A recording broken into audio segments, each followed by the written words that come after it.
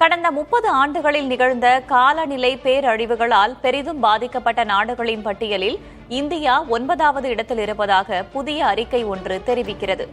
இதுகுறித்து சற்று விரிவாக பார்க்கலாம்.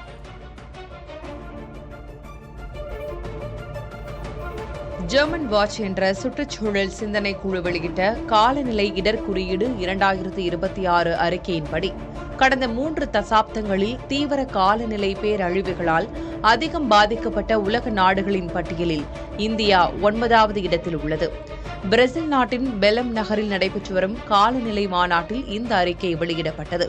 1995 முதல் 2024 ஆண்டு வரையிலான 30 ஆண்டு காலகட்டத்தில் இந்தியாவில் ஏற்பட்ட சுமார் 430 தீவிர வானிலை நிகழ்வுகளால் 80,000க்கும் மேற்பட்டோர் உயிரிழந்துள்ளனர்.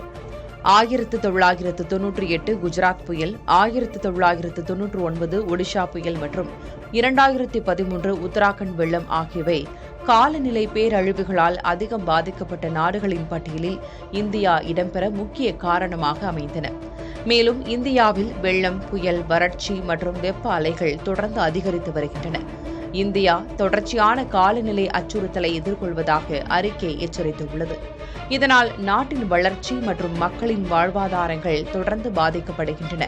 இந்தியாவின் பெரிய மக்கள் தொகை மற்றும் பருவமழையை சார்ந்திருத்தல் ஆகியவை காலநிலை பேரிடர்களின் பாதிப்புகளை அதிகரிக்கின்றன.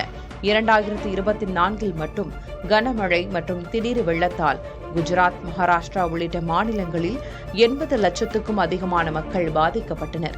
இந்தியா போன்ற வளரும் நாடுகள் காலநிலை மாற்றத்தை எதிர்கொள்ள விரைவான மற்றும் உறுதியான தகவமைப்பு நடவடிக்கைகளை மேற்கொள்ள வேண்டும் என்று அறிக்கை வலியுறுத்தியுள்ளது.